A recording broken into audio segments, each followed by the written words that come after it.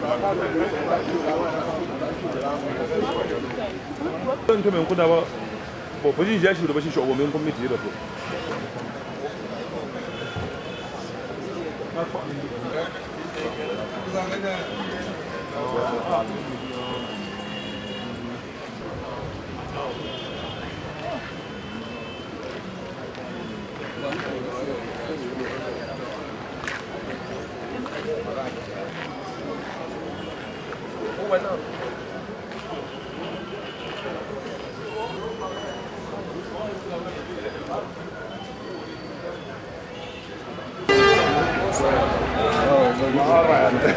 Olha, chegando na verdade.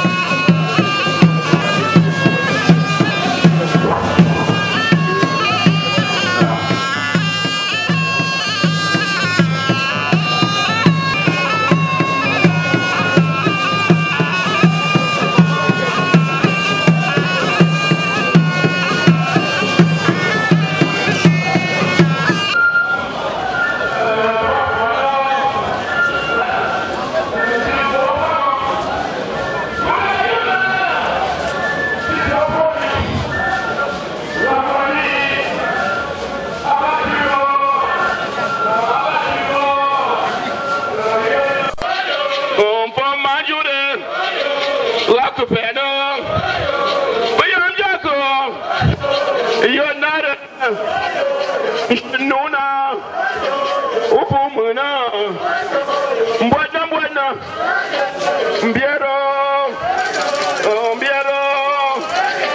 nyinyi pakumat mpasa yena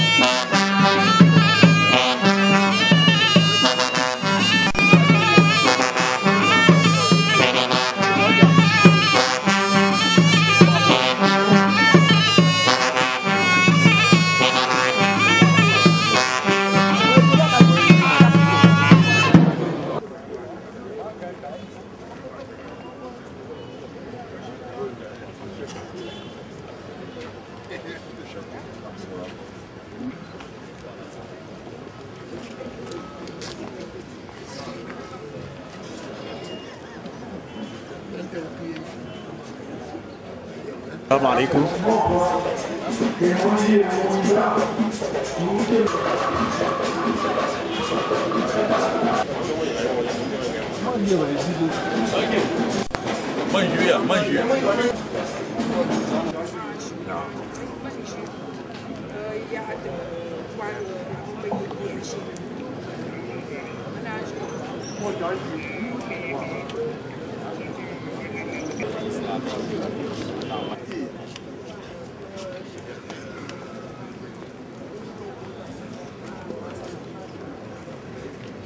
Donc on va m'en permettre un peu pour ne pas y lien je m'ouvre que n'y pas nous connaître pour tout notre madame Chipmater Benjamin femme à l'aïe n'y il fois le printemps j'ai vu nous connaître Kundu to fo nous dans la chute l'homme d'âge, il y a comme parfois des chutes. Des parfois, c'est gouvernement. Mais pour y aller, je ne peux pas dire. Ça me dit, je n'ai pas de peine. Apparemment, il y a un bon cours. Il y a un bon cours de juillet. Il y a un bon gouvernement. Il y a un cours qui est là. On a petit monde, yo, lishi ka gambono ngu sha oka lumta na pombiera mon shoota jingbayi yimo pour l'entrée wa ya te ye sha oka lumta yo pour le tour ngu na da shuma terminali o yene jama su pombiera sapni sha oka lumta ni na mo shi lo ante ndi ashi wonye te rigo ada nga long ina iba tat ben ko yo pota tuna ti yo yi ko yo ko me ko pa mo pe na ni ika ti ya shina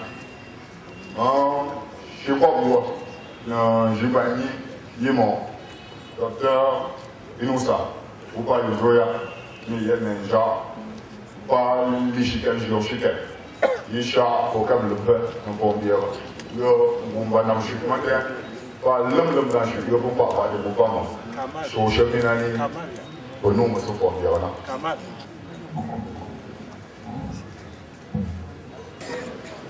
on peut pas monsieur Chun mais que Charles nous fait le peu deuxième et puis comme je chemin le moins ando ijana yumti yaren yirelum imboket pa yisama yaman shami te yisama inan kumsha mi yam patishu shimo bi wa las tetuni mon enfant j'en ai mal pour you bien quoi un petit enfant sous les mains. Inch'Allah, mon chat, il y a 10 minutes, nous avons mis à côté.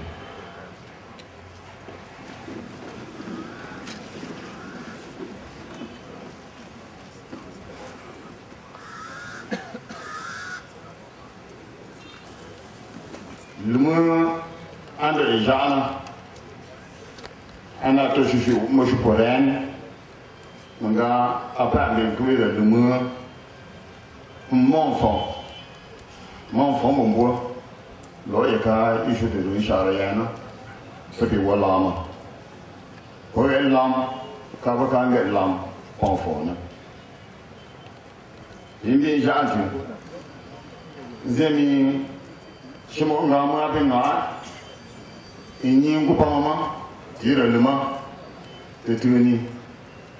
Là, Ngouren, je suis ponta de la Cameroun Pangrichi. Pevena, in de Kangupama, Fombierapi, Yaka, Abishami, Fombierapangana. So freshent, Shentum, our Kungura. When she get me Pangura, she get me Pamama. Actually, fresher, Tungupam, Europe people feel Yunga, London Gupam, Vietnam Sam, the Shimo Sangu, Cameroon. Maybe they meet here and deal. What we were what?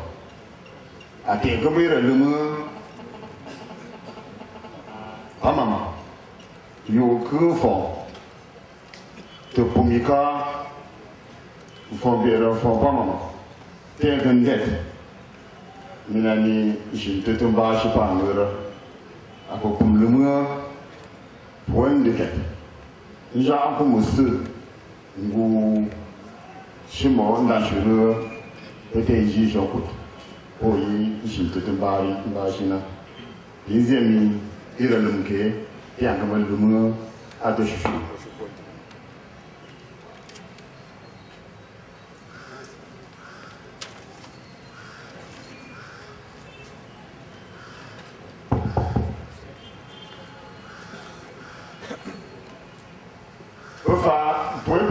Chico Bonda Nanguano Ayat Irama Iron one Apoyaka Ngwamban Jesha, Mimboyaka, Ngwandisha, Na, Ngwampan, irin gona yana to shafa mi ngwan tablo pito la to kyuri majo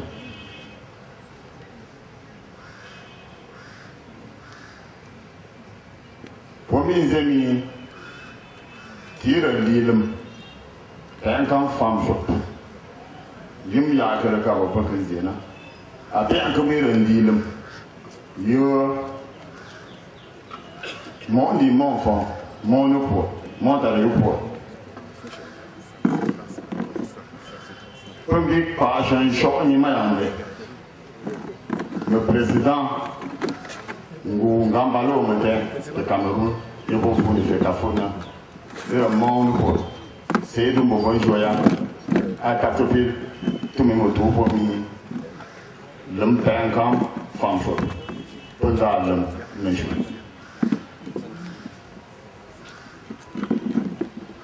mais comment dire moi on dit mon pour a jarana a kambo irendi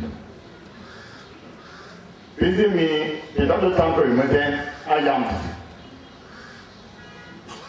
et je dis mi rongo yumbo que me den ya te le mio irendi ma alors on a de bonne formière ngo loni formière yo formière dans ngo pas ma chimi ngo pas mon comme ngo c'est mi lem ya kama le mo fon chim ren ton toujours les fouches yo potem fone organigramme les japche dernier fond zi chaka chimo po ya potem toujours aka mo di le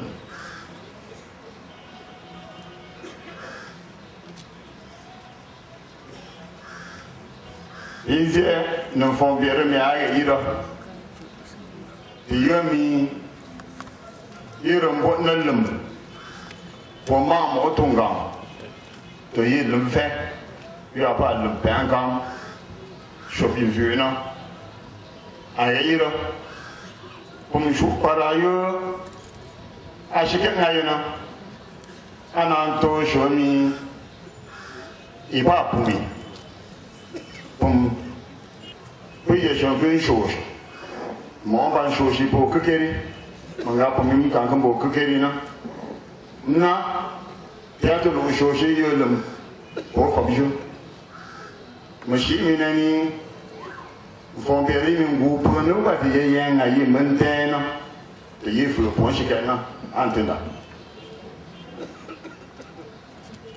fon ba pi ni mayona fon so primun kan ye ne jimi fon bon chedi ma pour mo ba yam mi mun pour yon yin wu plan mun te ma jam pa pandi shu mun te ma ngu tu mun te pi ba ngu fu bon bona in to shon ka mo fo to ngu fa yo fon to ban ta mi pi fa ngu fa mun te lo ti li ju pi ta to pi pon de po bonne année pour bon tout ce fois je me n'ai pas payé un indien chinois le charge pas ni après ça mais madame pelle je me fais fa yo à part fa je là senti bien et pas mon tissu fa je avec la yéro fond de la de yomi il ka bébé que fa non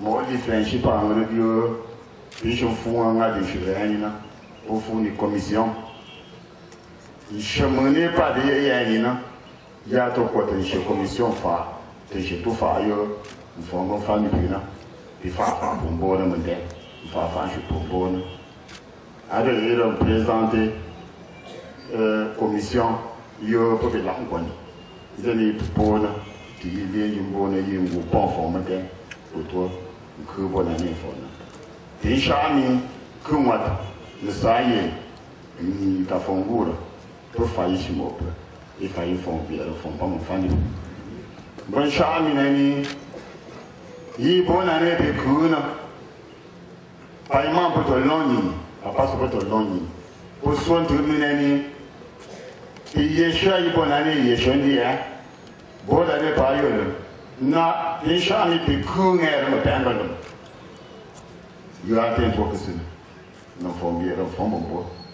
E isso mais a part le charge. Maintenant, il faut mon enfant. Il peut manger. Organisation, il faut que vous puissiez gagner un moment. Moi, jamais, pour ne pas avoir un moment. Maintenant, il faut que rien, il faut que ils aiment un moment pour la commission. La membre de la commission ne peut pas pour le côté déjà fait hier matin un peu trop. La membre de la commission ne peut pas le faire. La membre de la commission maintenant, je peux faire. Si moi on dit.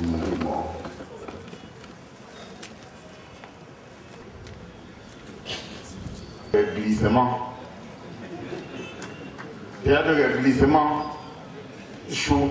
Pas pour moi, pas comme je suis. Maintenant, je m'en dis commission, je peux créer, je m'en prends ni qu'un. Il y a une commission, une commission de coordination des activités du sultanat Bamouna. Il y a une commission, pas de la mentir. Donc, ça, on me dit un peu la pompe. Il y a un peu de choses. Et il y a un peu de choses sur eux, et quand on a un peu de temps, il y a une commission qui fait affaire. Il n'y a pas un bon toi-même. Il n'y a pas un bon. Il y a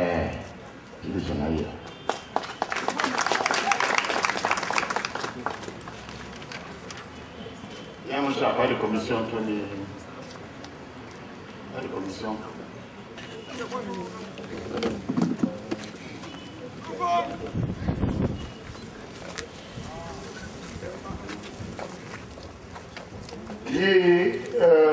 Cadeau, bonne année, peut-être déjà me informer, non?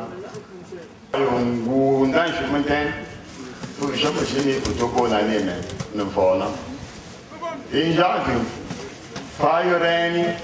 nous on a un chemin, marquant avant première commission qui joue mi.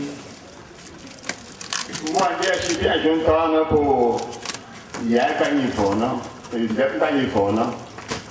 Pas plus que pour un uniforme, je suis chaque. Il y a des failles, il y a rien de nous. Pour nous, marcher, marcher failli comme une chose. Je m'en fais un uniforme pour les lumières ici. Yann.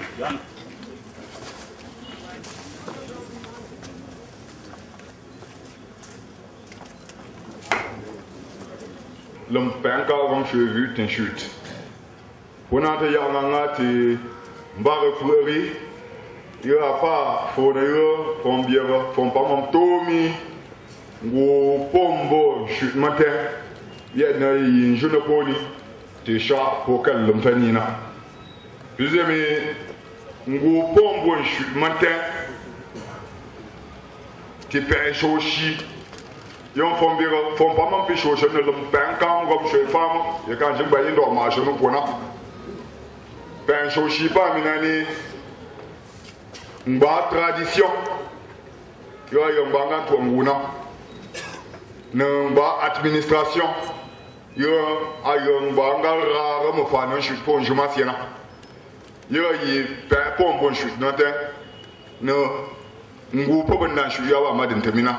Nante ye ne janga nga shimna ni po yuna po fombiera chapeau qu'elle me fait ni juna ba mi aya ku ka mum kan tene mo sum fona mum ka mo me sum fo ambiche sap mi bina shanga nga minani wo mangu po man tene ngu pombo shu yo po yimi po bati yira yin sho shangama po yana yin gapsho mo shi minani yira yi po ye ne chapeau kere ya ngati ka atete yana pour ma fond nda chute je fonfon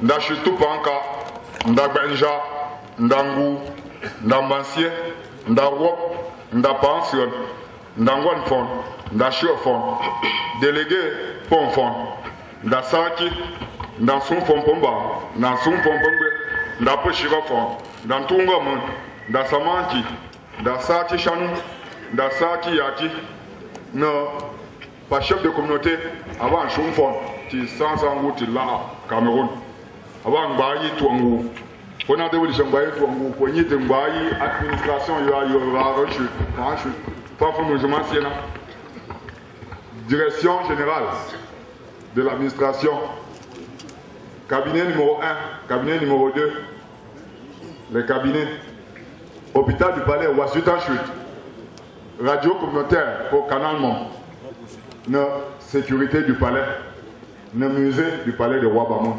Il n'y a pas sur ce cas de Yann. On a des jetés pour voir, je suis dit à Yongangan, une charminani, pour y aller en Gapcha, je suis jeune, pour me faire pour pas moi, pour ma foi.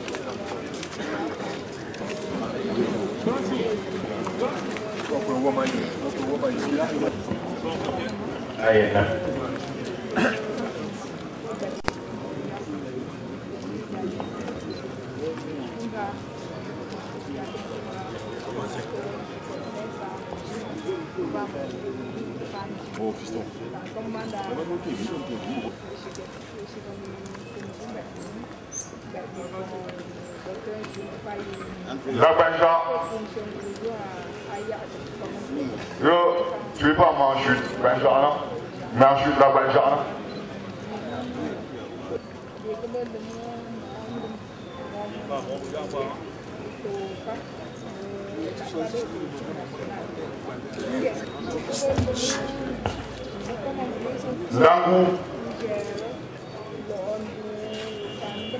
Langou.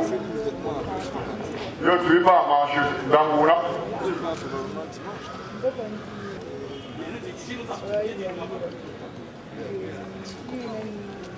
Dans ma tête, beaucoup de moi.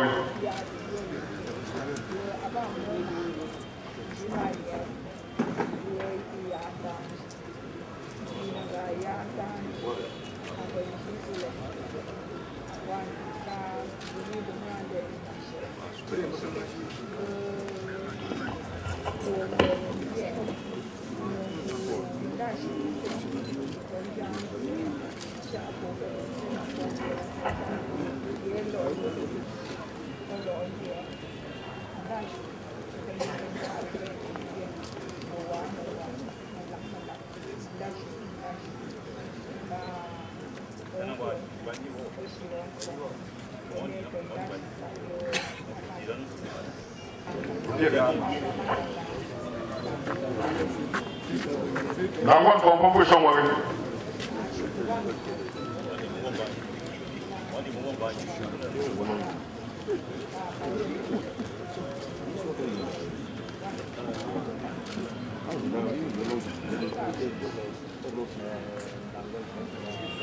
Tangu na beaucoup de moi. Na tangu.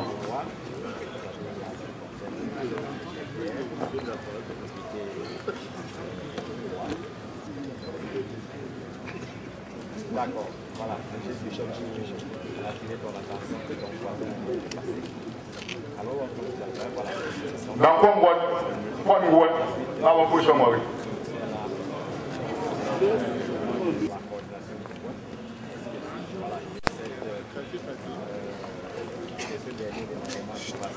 D'accord, on peut changer. Chine populaire.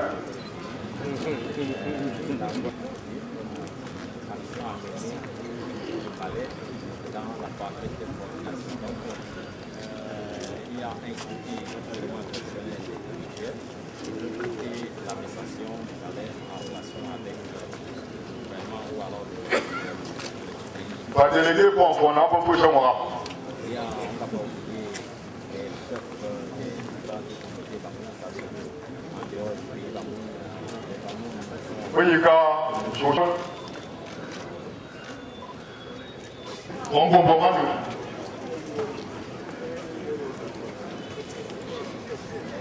Pour Malou. Pour d'accord.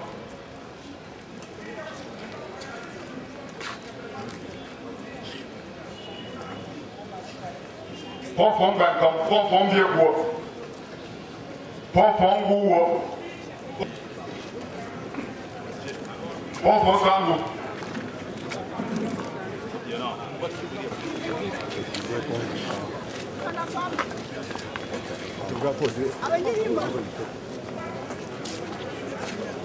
Pour François vous. Ah, moi je suis populaire.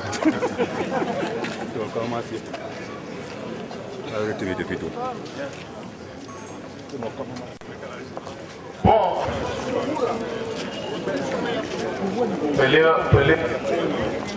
Pelea.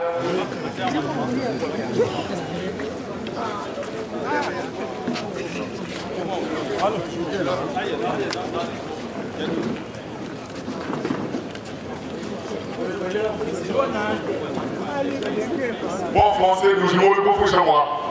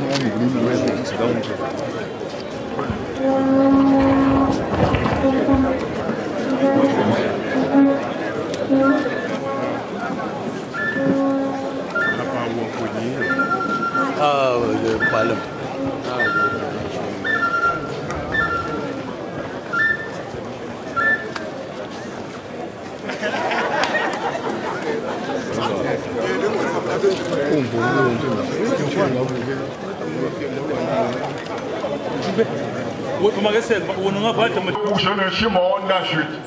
Je peux pas cacher fou, mi maman. Je ne vais pas faire pour moi.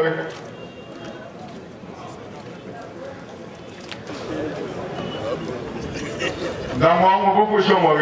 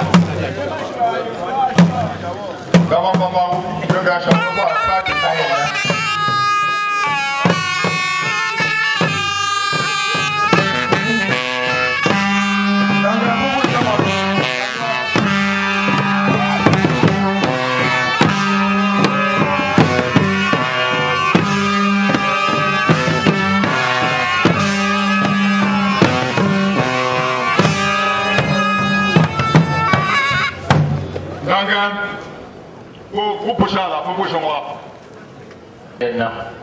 Nangan.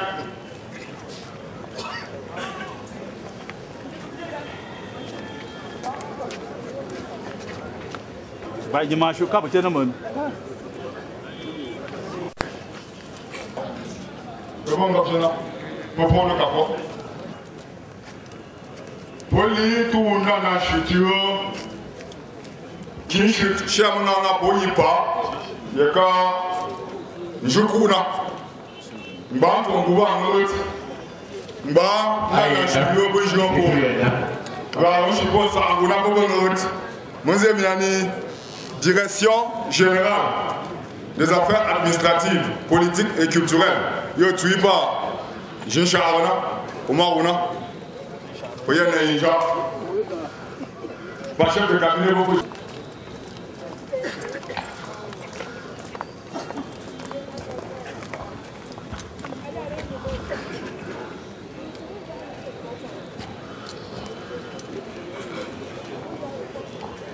Allez, beaucoup de gens. Hôpital du Palais, Rapcha. Radio communautaire. Requête. La sécurité royale. Hôpital du Palais.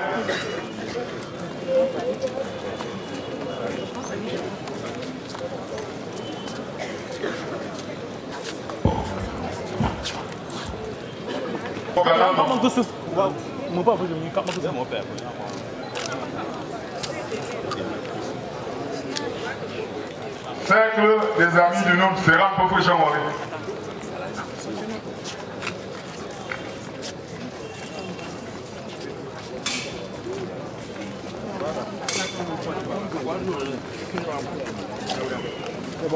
Gestion. Rapport du chef de station. Cercle des amis du nom. Il y a un gars. Dis donc, c'est comment non? Sécurité royale.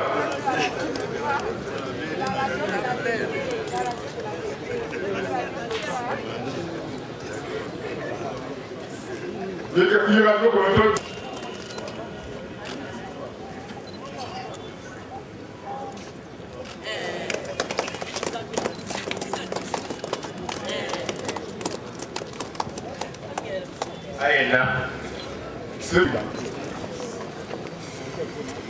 Sécurité royale. Ganju.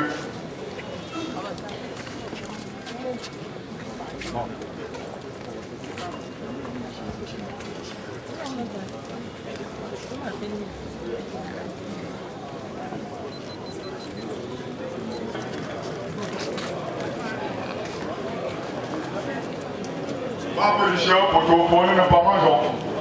La groupe n'a pas mon position, moi, je suis des têtes de celui sur son gars.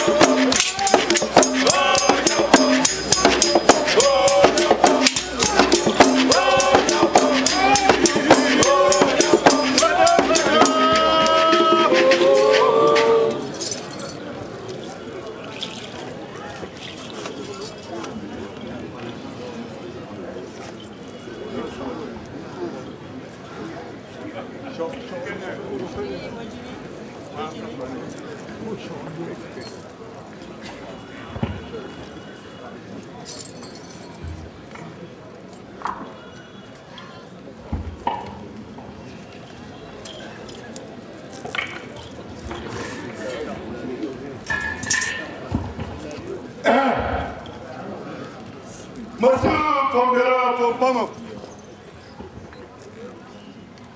bien qu'elle, Monsieur Yafo, Yann Combera Popama.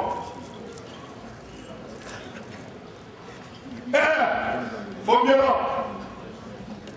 viens t'aimer, il va pas Combera. Jean, Zemi. Chefuka, chemone, n'est pas là, moi, pour bien toi, qui est tout là.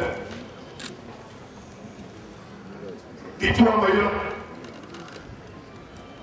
les amis, en ayant, dans la poche, fouille, va se tomber le combat.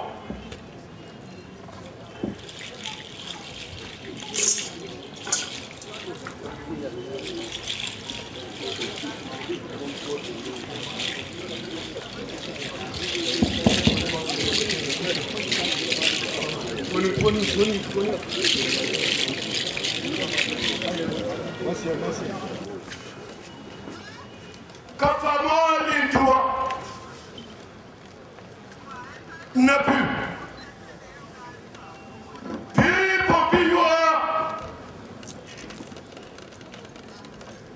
Picapipa Nasariami un être conscient n'a pas le droit d'oublier son passé, quelle que soit la lugubrité de son passé. Picapipa dit le jour tu fais le bon pas, tu fais le pas. Après, mais tu m'en fous. Il faut bien le Picapipa dit comment je vois mi. Il va du tampon, il va du tampon, il va donner la poubelle. Pimi, il y a plus de malomba, tant que monsieur va marcher, plus de malomba, il tombe, bien malomba. Il nous ramène les jus, tout comme plus de malomba, tu lui pompies. M'bouma sushi, qui y est là, moi avant moi chez le doigt, avant de moi le doigt, que c'est les gens, du ventre. Aïe, là, tout va bien, complètement. Papa, celui de mon bon tiens pour lui mettre, avant de moi les jours, avant de mettre moi les jours, il va me mettre les jours, chichura, puis venir, puis comment je à conduire le bateau, avant je à toi, tu mets ma couille, puis moi, matou. Matou, mon issue, le mou de pana, Nashidana, Polipana, puis va me, puis pas ton père, parce qu'il veut. Banya Kaba, tout comme mon YouTube, et le Kuna, Mouille parce qu'il a vraiment le chili. Puis tout le monde, pour le bonheur, tout le monde, tout le monde est là. Qui est sur eux? Je ne sais pas si, pas pour Baké, il y a pas Baké, mais pour celui-là, mais pas le chouchou, qui est vite. Minaya, il y a un bichou. Nous m'avons aussi pour bien le comprendre. Je vais être.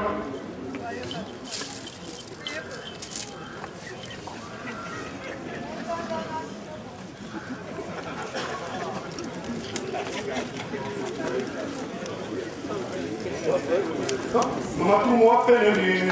Ouais.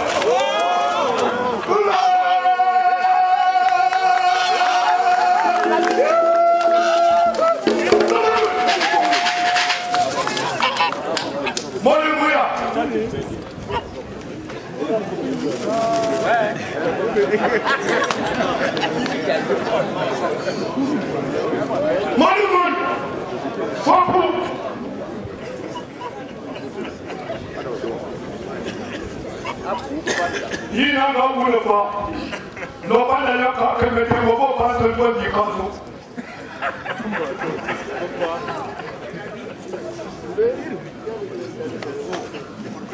Achava uma.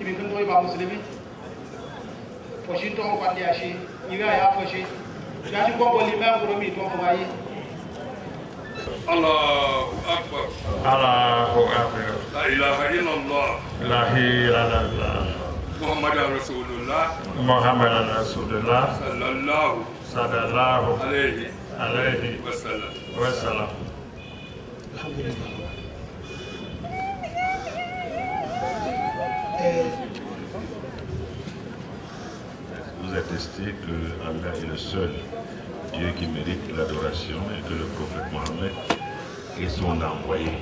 C'est lui qui va nous enseigner comment adorer le seul Dieu. Donc voilà pourquoi on fait deux attestations. L'attestation de l'unicité d'Allah et l'attestation que lui, Mohammed, est le prophète de Dieu. Dès qu'il y a l'attestation, vous devenez directement musulman. Après maintenant, sur le lavage, vous allez vous laver pour vous purifier de tous vos péchés.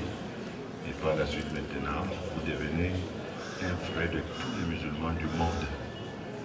Donc, voilà à peu près ce que l'imam vient de nous dire en arabe. Merci. C'est une religion de partage, de fraternité, de solidarité. Alors ça, ce boubou symbolise cette notion-là.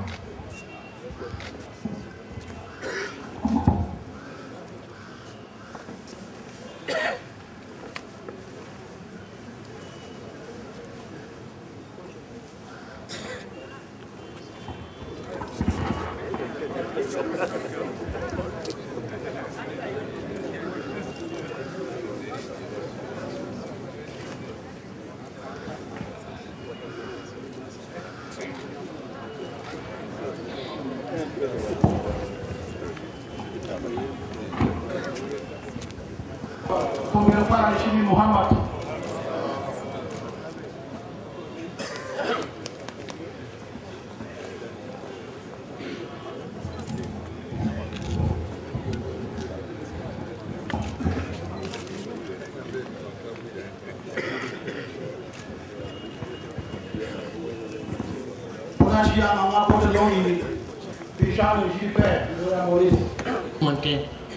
Bom po vantuma pequena tira e como chofu não mas suba baixo fom bieram fom pamo yo bebe chato ponito minha papa tira e como chofu pepona aí ngunda shi mountain jana infa poke lumfeni infa yo no mangaka u iro ngu mountain tana wa pe ban sha abo te ko nyi tuna u ya puntu pe fa ayo no rani titu ba shin bin sha antum ba zon lo yum pu i tat pina zon lo yum pu mangan shiri shi fon pamo banta lo yum pu mangan gu pamo ben banta lo yum pu mangan gu shi ngu yi manten kamuru tung ba yin shi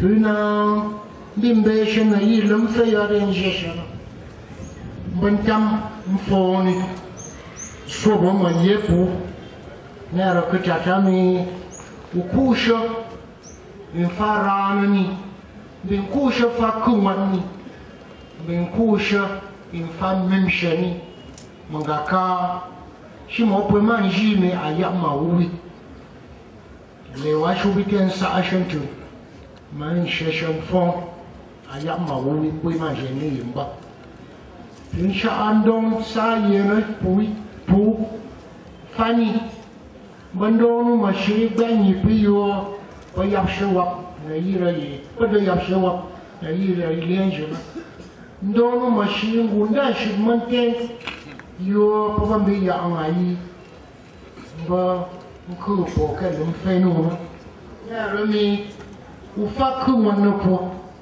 ufa sa yena no po ben fa monten kono ba mafana pamam mbashi ya atu yingu pamam pisha apu ndon pumi pamam monten papandi njimi ndi fona pa imoyo akayabu wina bandonu katatami Shoba Maria che pone si picquata fa buyi lumfeyo ufana pina utofo no po me pa kwata fa mangaka munamba shu si pon fa buyi ne mboge yene ngun twangambu ke mante yene nitu wa malone pitendo no bandon yi mbu puano padenta alama mu yetna yin falam no po na rami wa shu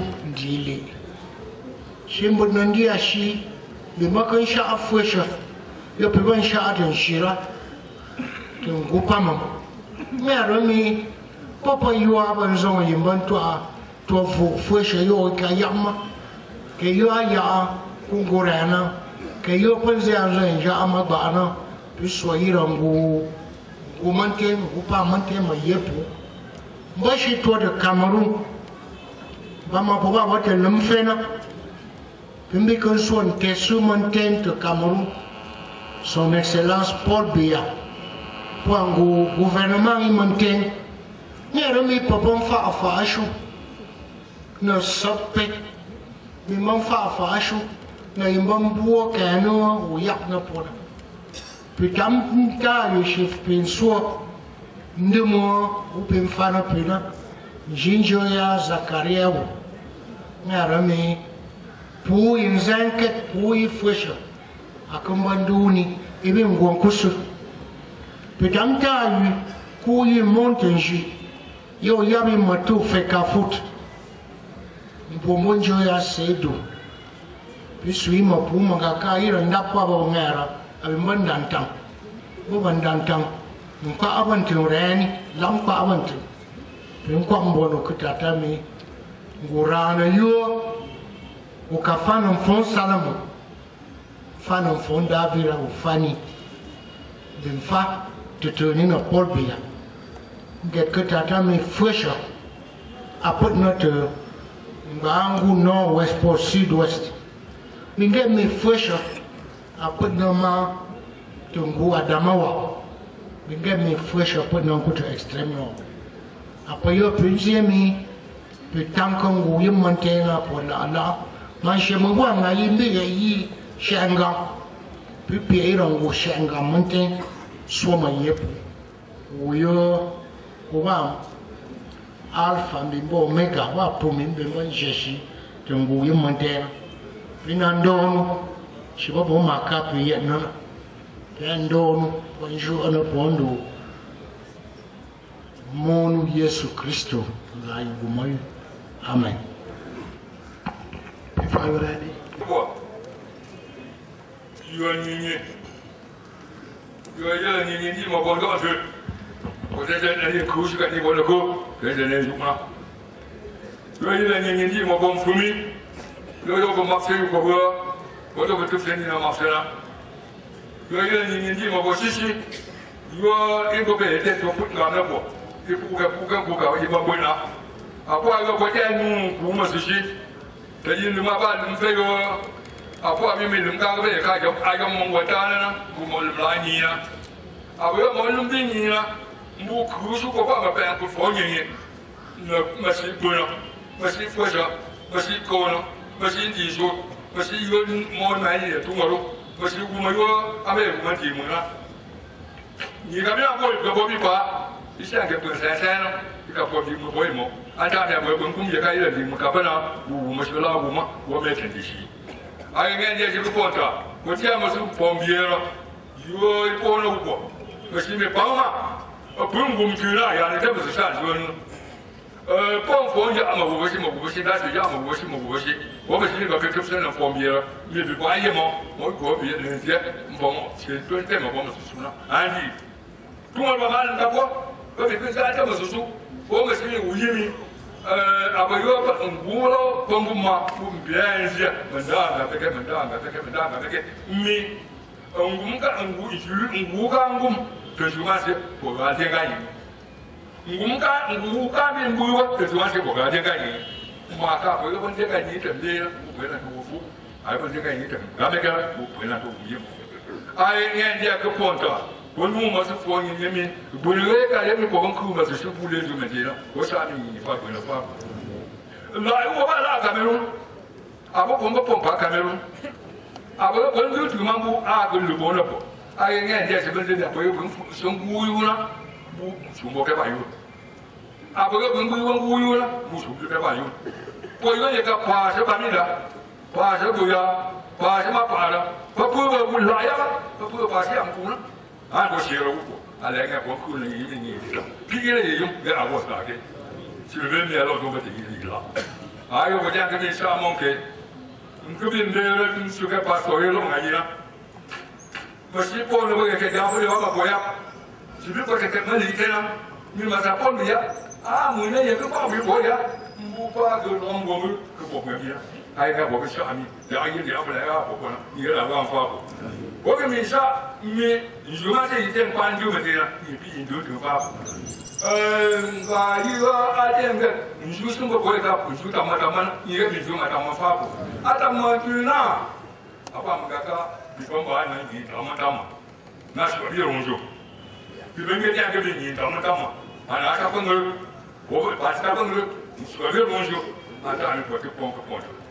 按照我这帮，我在他们这里没是方便了，那时间个有，而且那个我跟你没是方便有，对吧？比较好。你看，所以要不说那么规律舒服，他们故意不嘛对嘛？也嘛也是故意的，你说你就干这个，完全不是政府，就是某个不是做干部的事。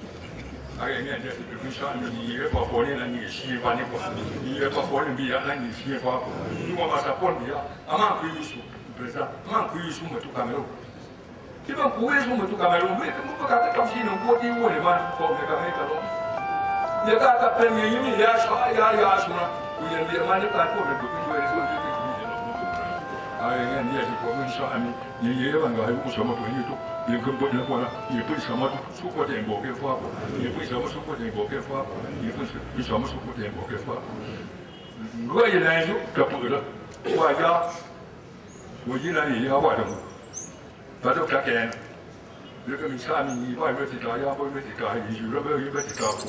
你也运发，这个你看你，我们关公还是说你了，你别没过发。还有发不过去的是那嘛干，苏南那不报道，没事实。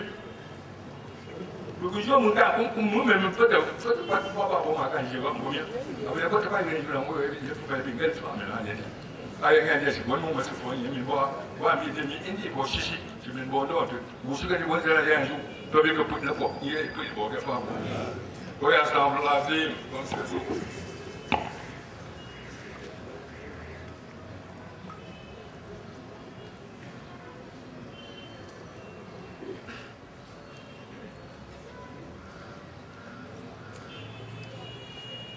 你在这个那边说过，我是哪天那边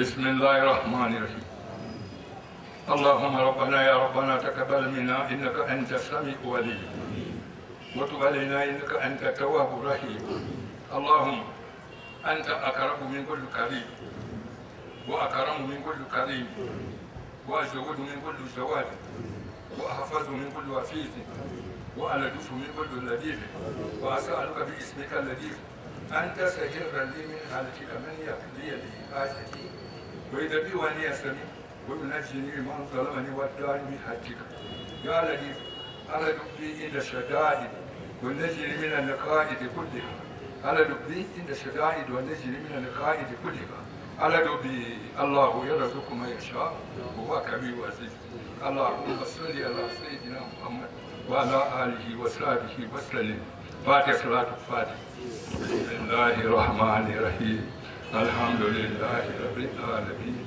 الرحمن الرحيم مالك يوم الدين إياك نعبد وإياك نستعين اهدنا الصراط المستقيم صراط الذين أنعمت عليهم غير المغضوب عليهم ولا الضالين اللهم صل على سيدنا محمد رب العزة عما يصفون والسلام على المرسلين والحمد